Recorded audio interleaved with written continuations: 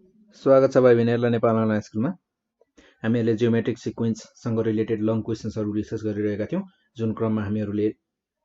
Long क्वेशन्सहरूलाई 6 वटा टाइपमा divide गरेका छौं भनेर हजुरलाई भनेका थियौं र त्यही क्रममा हामीहरूले टाइप 1 देखि सुरु गरेका छौं र टाइप 1 को हामीले सिधाइसकेका छौं र टाइप 2 मा पनि हामीहरूले केही क्वेशन्सहरू डिस्कस गर्यौं र आज पनि फेरि हामी टाइप 2 को लागि क्वेशन्सहरू डिस्कस गर्ने छौं। जस्तै मैले यहाँ एउटा क्वेशन लिएको छु, 2062 रेगुलरमा सोधिएको क्वेशन छ र क्वेशनले भनेको छ हामीलाई there are some geometric means between 5 and 80। 5 र 80 को बीच केही जियोमेट्रिक मिन्सहरु छन्, कति छन् के छन् थाहा छैन। So if the second mean be 20, यदि हामीहरुको सेकेन्ड मिन 20 छ, find the number of means between the two numbers, also find the last mean. Last mean र हामीहरुको त्यो दुईटा नम्बर बीच यानी कि 5 र 80 बीच कतिवटा नम्बर मिन्स छन् पत्ता लगाऊ भनेर भनेको छ। सो हामीलाई यहाँ गिभन के छ फर्स्ट अफ अल त्यो लेखौं हामी। सो हामीलाई यहाँ हेर्दा क्वेशनमा बुझ्दा हामीलाई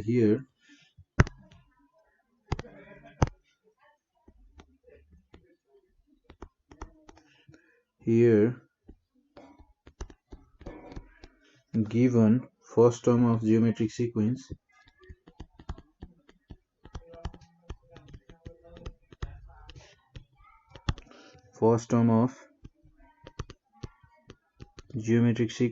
A is equals to हामीहरुसँग छ 5, देन त्यसै गरी हामीहरुलाई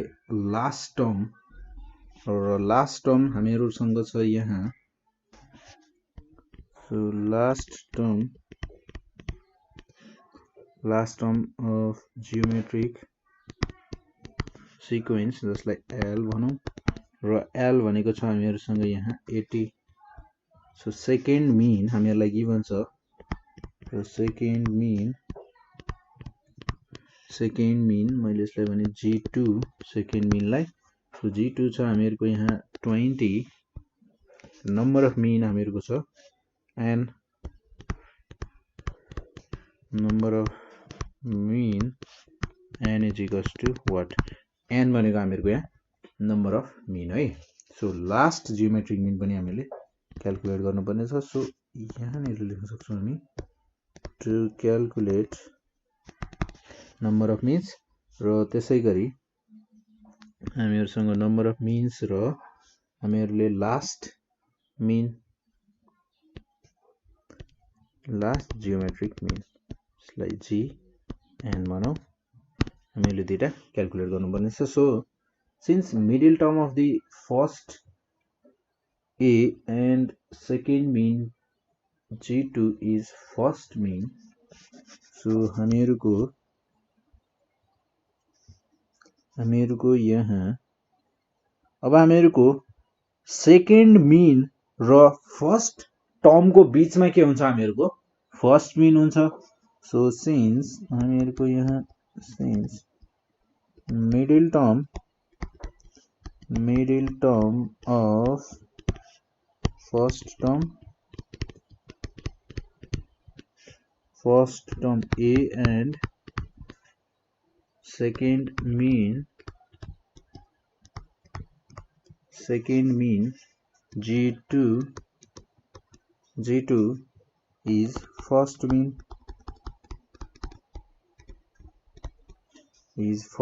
जसलाई G1 भनौं, फर्स्ट मिन। देन सो हामीहरुको G1 भनेको रुट A, G2 हुने भयो जसमा हामीहरुको A भनेको छ 5 र G2 भनेको 20, यो हुने भयो हामीहरुको 100। सो यो G1 भनेको हामीहरुको हुने भयो 10। So now common ratio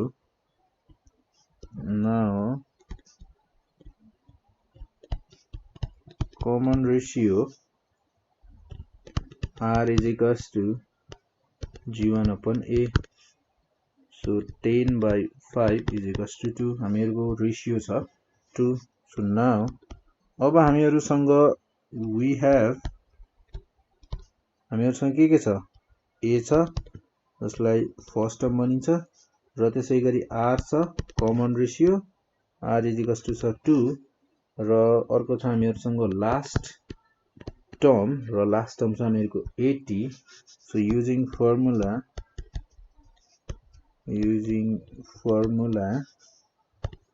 L is equals to AR to the power n minus 1 और L छ हामीहरुको 80 सो A छ हामीहरुको 5 R छ हामीहरुसँग 2 R to the power 2 to the power n minus 1 so 80 divided by 5 is equals to 2 to the power n minus 1 then you only by हामीहरुको 16 is equals to 2 to the power n minus 1 so 16 भनेको हामीहरुको 2 to the power 4 so 2 to the power n minus 1 2 to base same छ so power equate गर्न पाउँछौं हामी 4 is equals to n minus 1 therefore n is equals to 4 plus 1 is equals to 5 number of means हामीहरुको रहेछन् 5 वटा so हामीहरुको n is equals to 4 जस्तै अब हामीहरुको यो n भनेको हामीहरुको number of terms हो सो यहाँ पनि हामीहरुले n लेख्यौं है माथि नम्बर अफ मिन्स भनेर मानेका थियौं यसलाई सो यहाँ नि हामीहरु के गर्न सक्छौं भने हामीहरु n भनेको हामीहरुको यो n भनेको चाहिँ नम्बर अफ टर्म्स हो सरी यहाँ नि नम्बर अफ टर्म्स यहाँ नि हामीहरु माथि हामीहरुले n भनेको नम्बर अफ मिन्स मानेका छौं हैन सो यहाँ नि n मात्र लेख्दा अलि कन्फ्युजन हुने भयो यहाँ नि हामीहरु n is equals to 5 भनेको हामीहरुको नम्बर अफ टर्म्स हो नम्बर अफ मिन्स होइन सो अब यसको लागि हामीहरुले यहाँ नि के गर्न सक्छौं भने यहाँ नि हामी n भनेको यदि हामीहरुलाई नम्बर अफ मिन्स मान्नु छ भने हामीहरुले यहाँ नि +2 गर्नुपर्ने हुन्छ किनकि जति नम्बर अफ मिन्स हुन्छ त्यसको फर्स्ट टर्म र लास्ट टर्म त नम्बर अफ मिन्स मा काउन्ट हुँदैन सो हामीहरुको फर्स्ट र लास्ट टर्मलाई यहाँ जोड्यौं भने अब हुने भयो हामीहरुको total number of terms so अब यहाँ नि हामीहरुले 2 जोड्यौं भने +2 गर्दा यो हुने भयो हामीहरुको +1 देन +1 अब हामीहरुको यो n अबको अहिलेको n भनेको यो चाहिँ हामीहरुको हो नम्बर अफ मिन्स र L is equals to AR to the power n minus 1 मात्र लेख्दा नम्बर अफ टर्म्स हो टोटल नम्बर अफ टर्म्स हो तर अहिलेको यहाँ +2 गरेर लेख्दा यो हो हामीहरुको नम्बर अफ मिन्स सो अब यहाँ n plus 1 4 minus 1 हुने भयो ठीक छ यो हुने भयो हामीहरुको 4 minus 1 देन यो हुने भयो हामीहरुको 3 सो नम्बर अफ मिन्स हामीहरुको रहेछन् 3 thus the number of mean n is 3 ठीक छ then first geometric mean हामीहरुको now first geometric mean first G1 geometric mean first geometric mean यानी कि G1 भनेको हामीहरुको AR ठीक छ then 5 into 2 is equals to 10 त्यसैगरी second GM G2 भनेको हामीहरुको AR square then 5 into 4 2 को square then 5 into 4 is equals to 20 so त्यसैगरी third or last geometric mean G3 is equals to AR cube then 5 into 2 to the power cube then 5 into 8 is equals to 40 so thus the last mean is 40 हामीहरुको last mean कति रहेछ त 40 रहेछ र त्यसैगरी एउटा अर्को क्वेशन हेरौं है यस्तै टाइपको एउटा अर्को क्वेशन हेरौं जस्तै क्वेशन छ हामीहरुसँग यहाँ 2063 रेगुलरमा सोधिएको क्वेशन छ र क्वेशनले भनेको छ हामीहरुलाई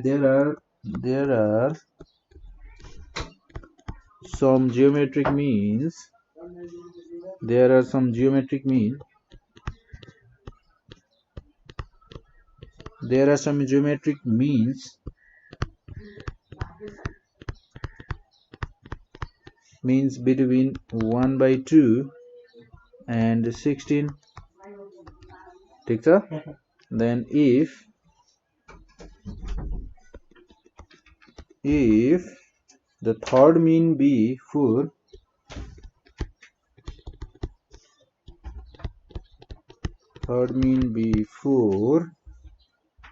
then find the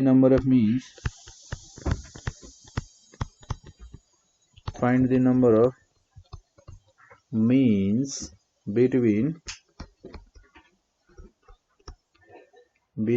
two numbers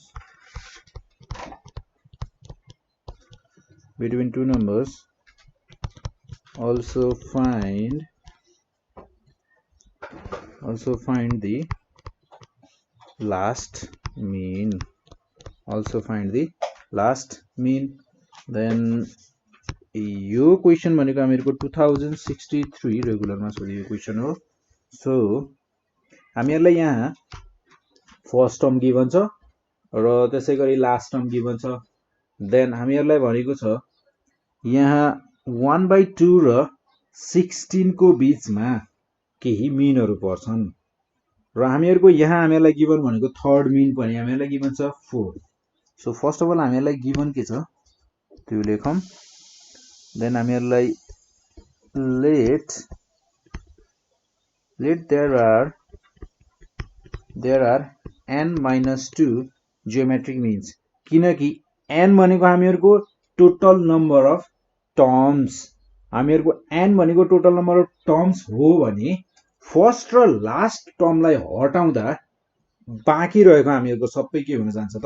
number of means यानी कि सबै अरु भनेका मिनहरु हुन् so n-2 be the number of means be geometric means then हामीहरुलाई यहाँ अरु गिवन छ first term a is equals to 1/2 then last term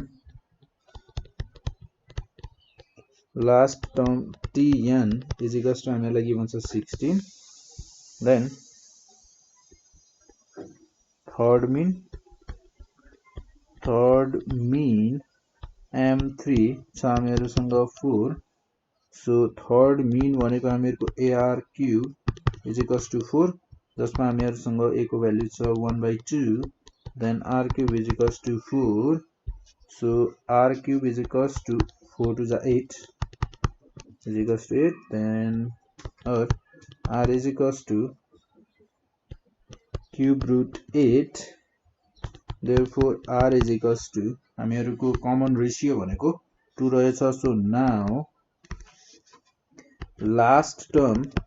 हामीहरुलाई given छ र tn भनेको हामीहरुलाई सँग छ 16 so ar to the power n-1 is equals to 16 then r a भनेको 1/2 r भनेको 2 so हामीहरुसँग common ratio then n-1 is equals to 16 or 1/2 यो 2 लाई हामी राइट साइडमा लगेर 16 सम्म मल्टिप्लाई गर्न सक्छौं then 2 to the power n-1 is equals to 32 भनेको हामीहरुको 2 to the power 5 then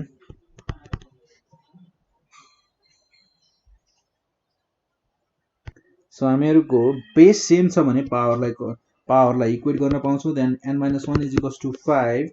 or n is equals to 5 plus 1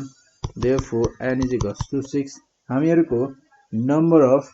terms कतिवटा रहेछ त टोटल नम्बर अफ टर्म्स अहिलेको n भनेको हामीहरुको के हो त यो total number of terms then total number of means भनेको कति हुने भयो त so total number of means is equals to 6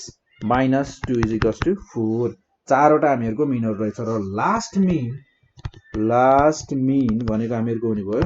fourth mean then m4 is equals to ar to the power 4 then a को भ्यालु छ हामीहरुसँग 1/2 r को value छ हामीहरुसँग 2 r to the power 4 and r to the power 4 1/2 into 2 into 2 cube 2 to cancel out then 2 cube भनेको 8 so हामीहरुको last mean भनेको र 8 रहेछ So thus the